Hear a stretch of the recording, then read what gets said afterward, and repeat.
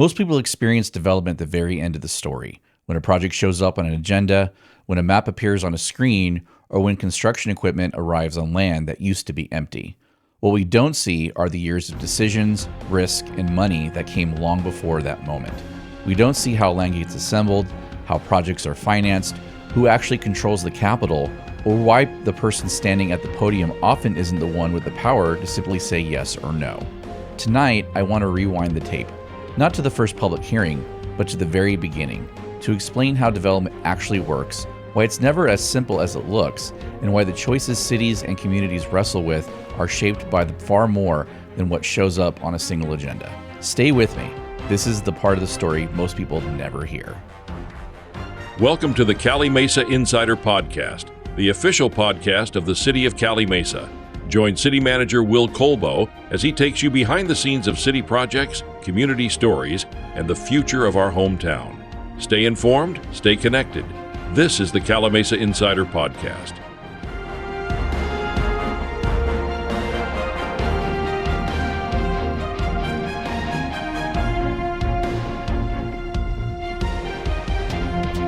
Hello again, everyone, and welcome to the Calimesa Insider Podcast. I hope everyone is settling into the new year well.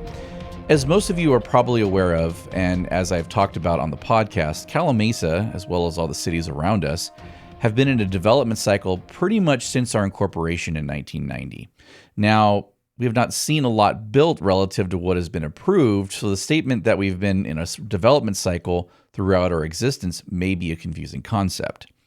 Since we have recently gone through re-entitlement of the future phases of Summerwind and will be going to public hearing in the next few months with the re-entitlement of the Mesa Verde project, I thought it would be a good idea to talk about something that, as far as I can tell, has not been talked about a lot in a municipal government setting, and that is how the development process works from a developer's perspective. Now, when someone hears that, they may think I am being a shill for the development community. That is not the case at all.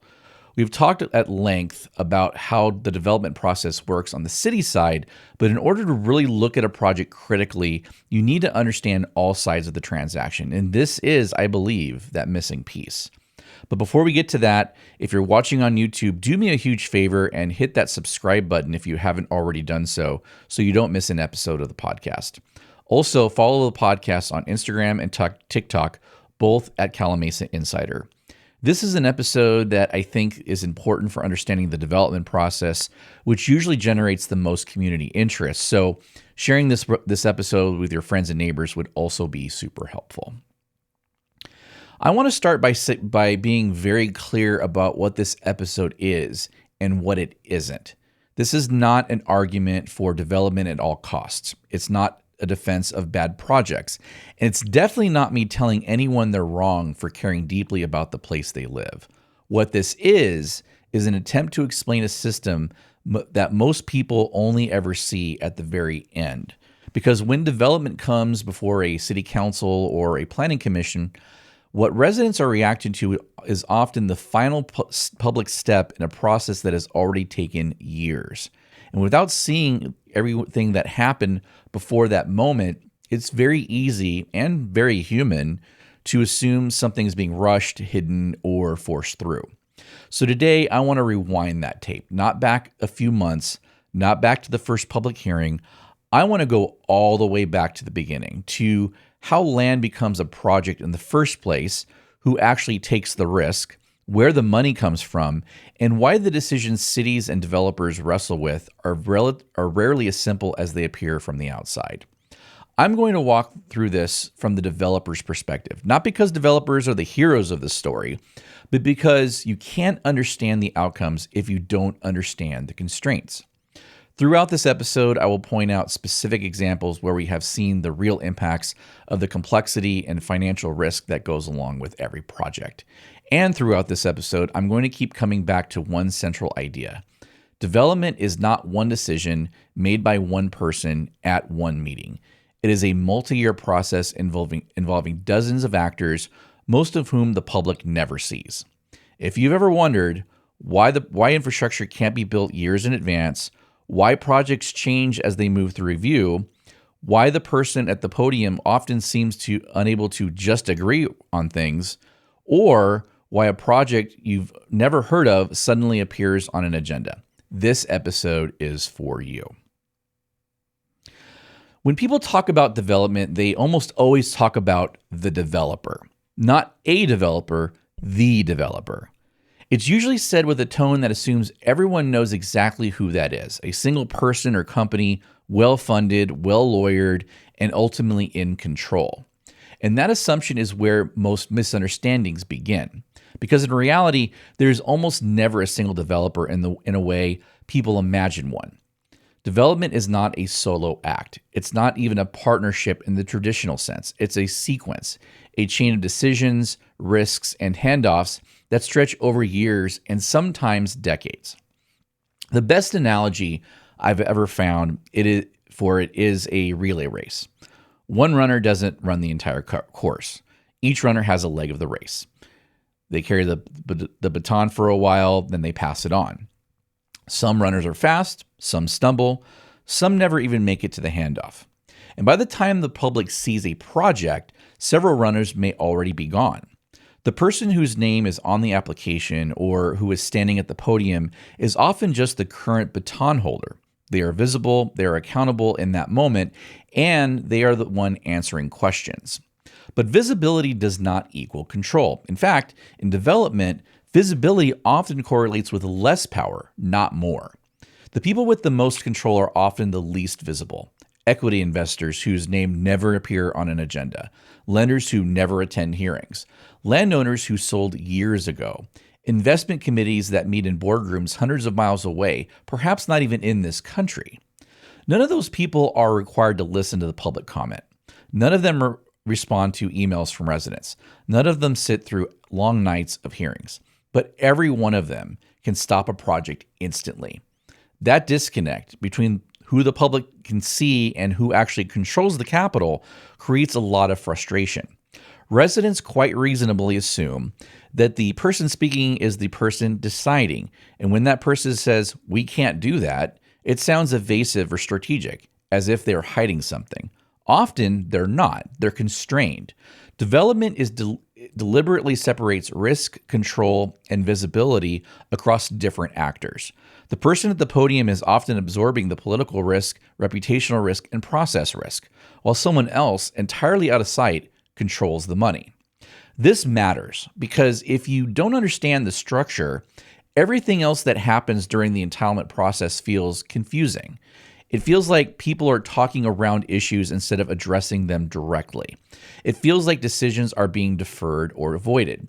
But what's really happening is that every visible decision is tethered to an invisible one, and those invisible decisions are governed by finance, not politics. Before we leave here, I want to clarify one thing. When we use the word entitlement in the land use world, the definition is not like what the average person thinks of when you hear entitlement or entitled. Entitlement in land use planning is defined as obtaining the legal approvals like zoning changes, permits, and environmental clearances from government authorities that grant a property owner the right to develop or use land for a specific purpose, effectively turning raw land into a buildable asset and defining its highest and best use. I see that word misused in social media from time to time, so I want to make sure people understand what that term means. So this is the foundation we need to understand before we talk about land, money, or process.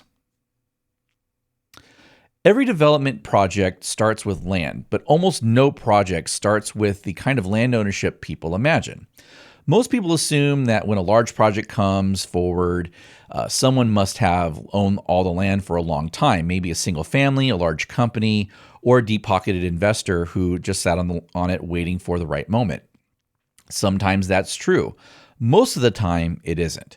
Large projects usually begin with fragmented ownership, dozens of parcels, sometimes hundreds, different owners, different histories, different expectations.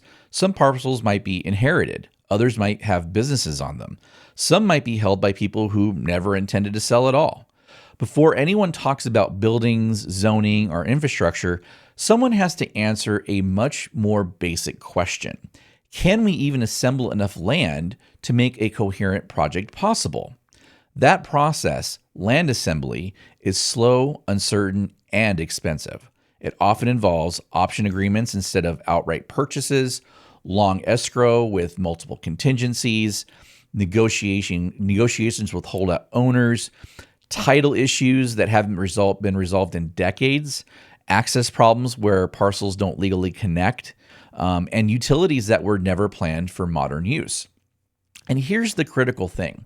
All of this happens before entitlements, which means there is no certainty, there is no financing, and there's no guarantee the land will ever be buildable.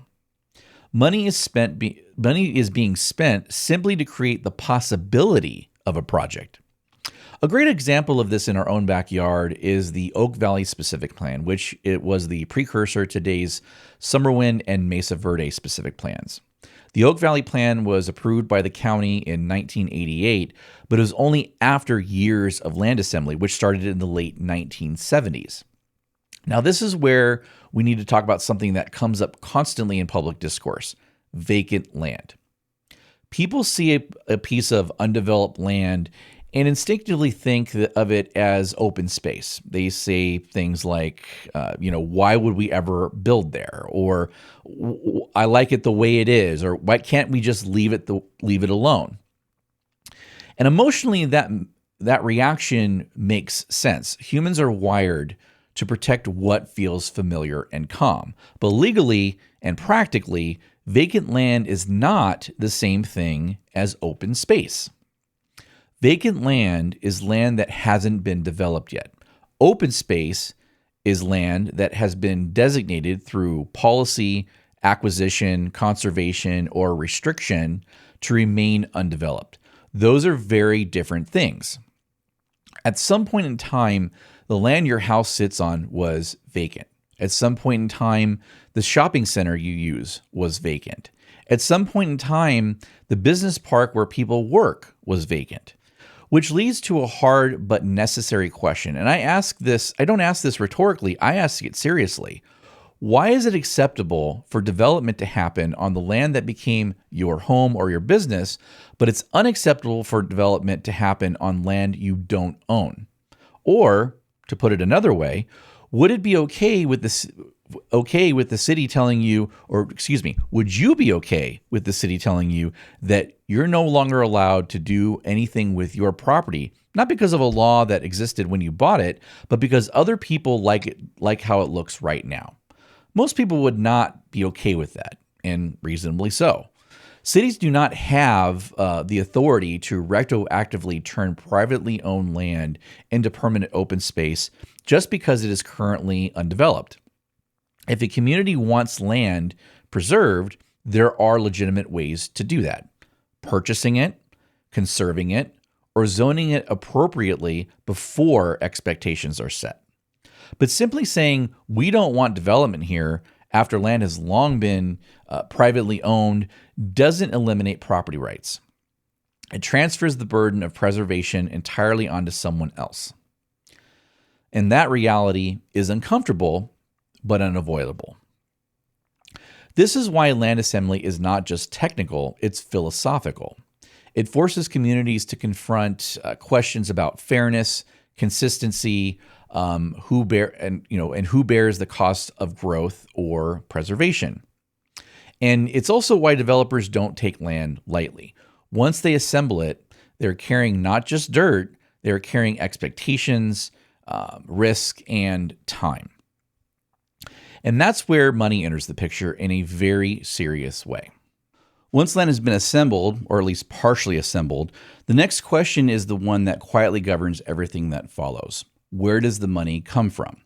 This is where a lot of public assumptions about development start to break down, because people tend to imagine that developers fund projects the same way homeowners do, with cash, maybe a loan, and a general sense that if something costs more, you just pay more. That is not how development works. Development is financed through what is called a capital stack. And understanding that stack is essential to understanding why projects behave the way they do. Think of the capital stack as layers of money stacked on top of each other, each with different rules, expectations, and tolerance for risk. Every layer has a role. Every layer has leverage. And every layer can say no. At the bottom of the stack is equity. Equity is ownership. It is the money that is invested with no guaranteed return. If the project fails, equity is the first to lose money. If the project succeeds, equity earns a return, but only after everyone else has been paid. Equity usually comes from several sources. The landowner, if they contribute land, the development sponsor, outside investors, which might include pension funds, insurance companies, private equity firms, or family offices. Contrary to popular belief, the developer often contributes a very small portion of the total equity. They may have some cash in the deal, but their real contribution is expertise, time, and risk management, not a massive check. Above equity is debt. Debt is borrowed money, construction loans, bridge loans, sometimes permanent financing later on. Debt is cheaper than equity, but it comes with strict conditions, schedules, performance benchmarks, coverage ratios, contingency requirements. Lenders are not interested in optimism. They are interested in predictability. And here's the most important thing to understand about lenders. They hate uncertainty more than anything else. A lender would rather fund a mediocre project with a clear path than a great project with unresolved risk. This is why development timelines matter so much. Every delay increases interest costs. Every redesign introduces uncertainty. Every unresolved condition makes underwriting harder. Sometimes between equity and senior debt, there is mezzanine financing. Mezz is expensive money, very high interest, used to fill gaps when a project doesn't quite pencil. It makes deals fragile. It increases pressure, and it usually exists because something else in the stack is stretched. The higher up the stack you go, the less tolerant the money becomes. Equity can absorb change. Debt does not want to. And this is where a critical reality sets in. Every requirement imposed on a project must be absorbed somewhere in the capital stack. There are only a few places it can go. Reduced land value, reduced investor return, increased rents or sales prices, delayed timing, or the project's simply not happening. There is no secret sixth option. This is why phrases like "they can afford it" are almost always misleading. The question isn't whether someone involved has money. The question is whether the capital stack can absorb additional cost while still meeting its required returns. If it can't, the deal doesn't collapse dramatically. It simply stops moving. And we've seen projects stop moving right here in Calimesa. Summerwind was originally approved in 2005. SunCal was the company that was the face of the development, but the major financing partner was Lehman Brothers. Yes, the same Lehman Brothers that catastrophically collapsed during the Great Recession in 2008. When Lehman went belly up, so did all the developments that they were financing, including Summerwind.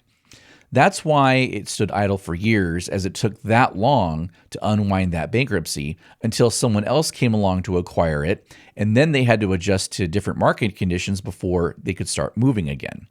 Mesa Verde underwent a similar circumstance, as they were originally entitled in 2007 and then again in 2017, and that project still has not, as of yet, even moved dirt.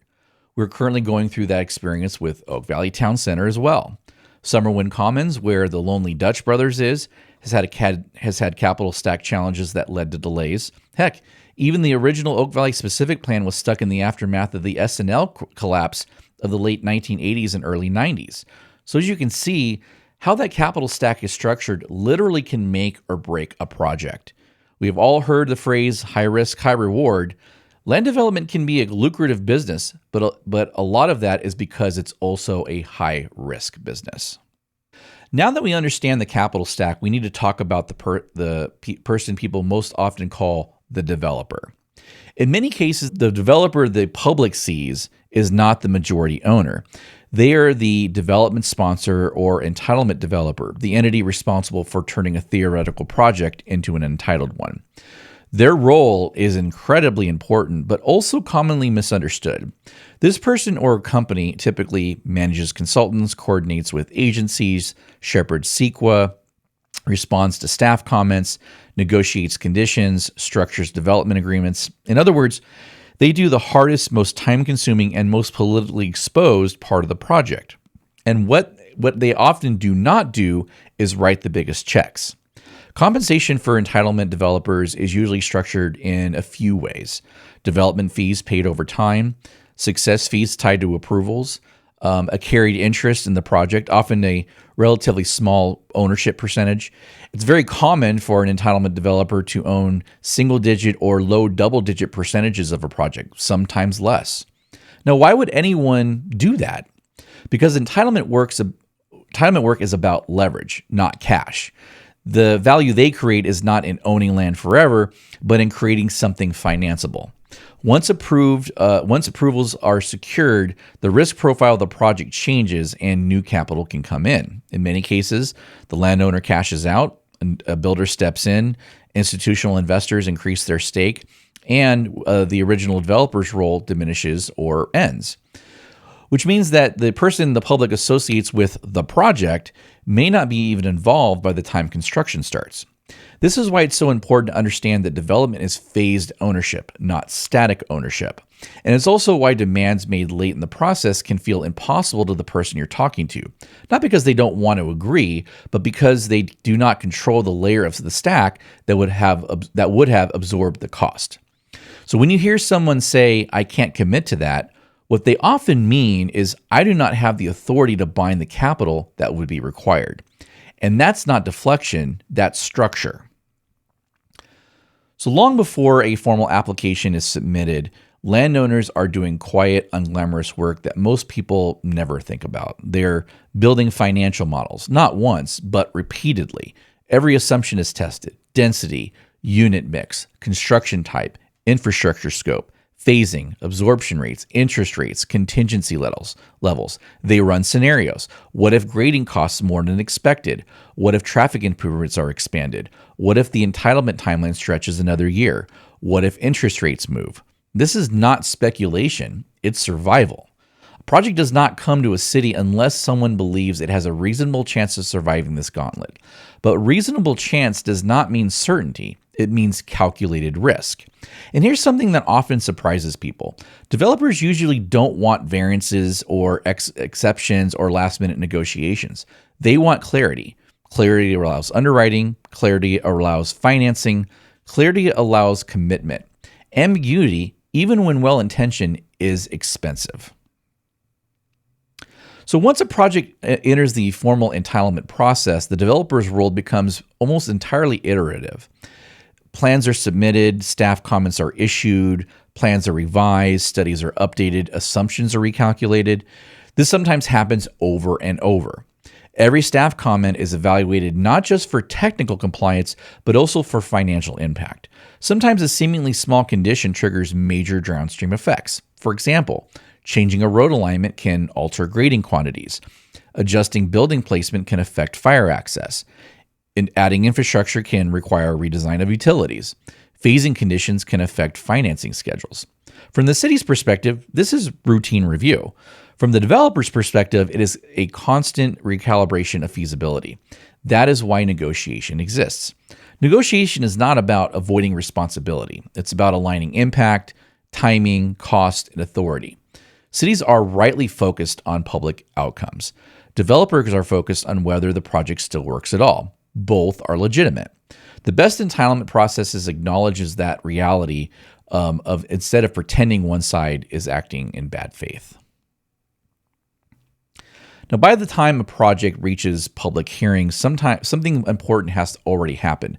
Most of the risk has already been taken. Years of work, millions of dollars, dozens of decisions. SECRET requires public noticing. Documents are circulated. Comment periods exist.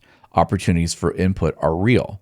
But many people don't engage until a hearing appears on an agenda. And that's completely understandable. People are busy. Projects are abstract until they aren't. So when residents say, "This feels rushed," what they're really experiencing is compressed visibility. The work wasn't rushed. The awareness was. That distinction matters because it changes how we interpret intent. So once entitlements are secured, something counterintuitive happens. The financial risk actually increases. Construction is where capital is most exposed. Before a single building is sold or leased, grading happens, utilities go in, roads are built, drainage systems are installed. During this entire period, there is no revenue, only cost. Interest accrues, property taxes continue, contracts are executed, schedules matter. Break even often does not even occur until well into vertical construction, sometimes near the end of the project, sometimes after initial occupancy. And this brings us to one of the most common public questions. Why can't infrastructure like interchanges be built years in advance? The answer is simple but uncomfortable, because there is no revenue to support it. Infrastructure is financed by development cash flow. Without development, there's nothing to pay for debt service, maintenance, or operating costs.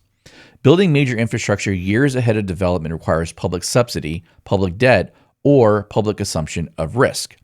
That is not inherently wrong, but is a policy choice, not a developer choice.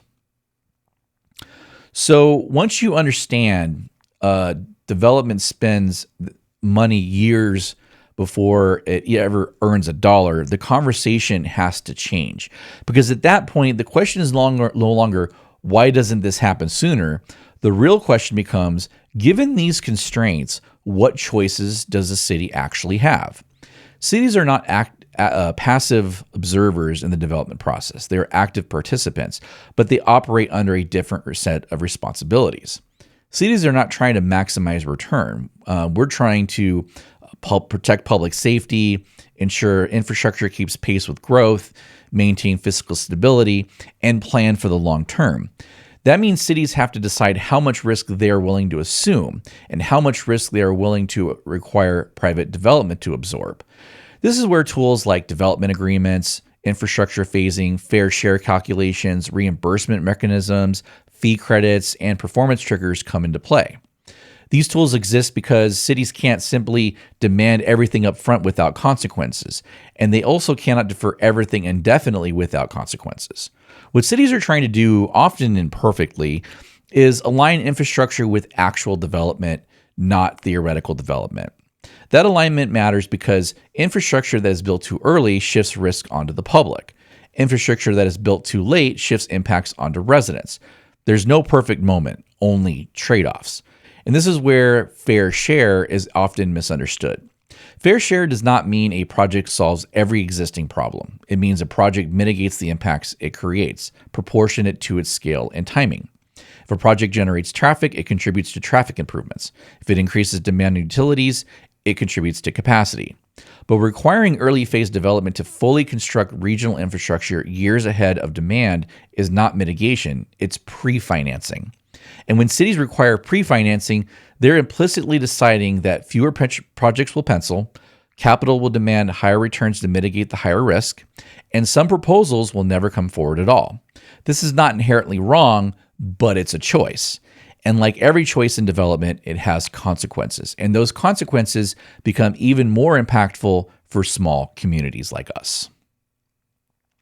Large cities often have advantages that smaller cities do not. Diversified revenue bases, bonding capacity, existing infrastructure networks, staff specialization. In smaller cities, development often carries disproportionate weight. One project can materially affect traffic patterns, service demands, fiscal stability, capital improvement planning.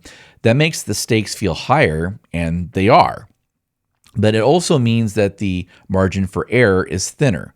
Smaller cities can't afford to assume large amounts of speculative risk. They can't easily build massive infrastructure in advance and hope development follows. They often rely on development itself to fund improvements. From the developer side, this creates a delicate balancing act. If the city requires too much too early, the project may not survive financing. If the city requires too little, residents rightly worry about impacts and accountability. There is no formula that automatically resolves this tension. It requires judgment, experience, and, most critically, trust.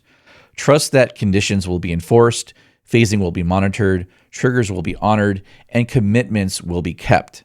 And this is why development agreements and conditions of approval are often detailed, technical, and frankly boring to read. They're written that way because they're trying to anticipate years of future decisions, changes in ownership, and shifts in market conditions. They're not political documents, they're risk management documents. By the time a project reaches public hearing, residents finally have a chance to speak. And it's often the most emotionally charged moment in the entire process. Maps are on display, buildings are visible, traffic impacts feel real. And this is where I want to be very clear about something important. In most cases, the city council still has full discretion. Even at the end of a long entitlement process, even after years of study, even after millions of dollars have been spent, a city council can still say no. Approval is never automatic. With some specific exceptions, there's no legal obligation to approve a project simply because it has reached a hearing. That discretion is fundamental to local government. It's part of why we have elected officials instead of automatic checklists. But discretion does not exist in a vacuum. Every decision a council makes carries consequences, not just for the project in front of them, but for how the city is perceived moving forward. And this is where things get more complicated than they often appear from the outside. When a city says no, that decision doesn't just affect the developer who brought the project forward, it sends a signal, sometimes intentionally, sometimes not, to future investors, lenders, and developers who are watching from the sidelines. Those groups ask very simple questions. Is this city predictable? Are approvals durable once granted? Can entitlements survive political shifts? Is there a risk that years of work can be undone at the very end? Those questions are crucial because capital is mobile. Investors are not obligated to invest in any particular city. They go where risk is understandable and manageable. This is also where another layer of risk enters the picture, one that cities are increasingly confronting, the risk of referendum. In California, residents have the legal right to challenge legislative decisions through referendum. That's a powerful tool of democracy and it exists for good reason. But from an investor's perspective, referendums introduce a different kind of uncertainty. A project may comply with zoning, comply with CEQA, be recommended by staff, be approved by the Planning Commission, and ultimately approved by the City Council, and still face the possibility of being overturned at the ballot box. That doesn't make the project illegitimate, but it does make the risk profile significantly higher. When referendums, when they're rare and targeted, capital can price that risk. When they become frequent or unpredictable, capital often walks away. And this is part of the conversation that is hardest but necessary to have. If a city becomes known as a place where approvals are routinely challenged, projects are overturned after years of investment, or political pressure consistently reverses discretionary decisions, then future developers and investors don't see that as community engagement. They see it as instability. And instability is expensive. It shows up as higher required returns, more conservative project assumptions, fewer proposals overall, or developers choosing not to engage at all. Ironically, that can leave cities with fewer options, not more. Fewer proposals means less competition. Less competition means weaker projects. Weaker projects mean harder choices. None of this means residents shouldn't speak up. None of this means councils shouldn't say no when a project is wrong. What it does mean is that every no carries a cost, just as every yes does. The question for cities is not whether they have the right to reject projects. They absolutely do. The real question is whether decisions are consistent, principled, grounded in adopted policy, and predictable over time. Because predictability is what allows both democracy and investment to function together. And this tension between discretion, democracy, and risk is actually why development so often feels backwards from the outside. Now, one of the most counterintuitive truths about developments is this. The point at which a project starts generating revenue often comes after the point at which it has already incurred the most risk. By the time the first unit is sold or the first tenant moves in, a developer may already have spent years on land control, millions on studies, significant sums on infrastructure, and substantial interest carrying costs. Break-even is not immediate. It is delayed, sometimes significantly. This is why development feels backwards to so many people. From the outside, it looks like money appears instantly once something is built.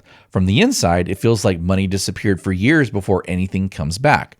This delay is not a bug in the system. It's the cost of transforming land into something usable, and explains a lot of behavior that otherwise looks suspicious.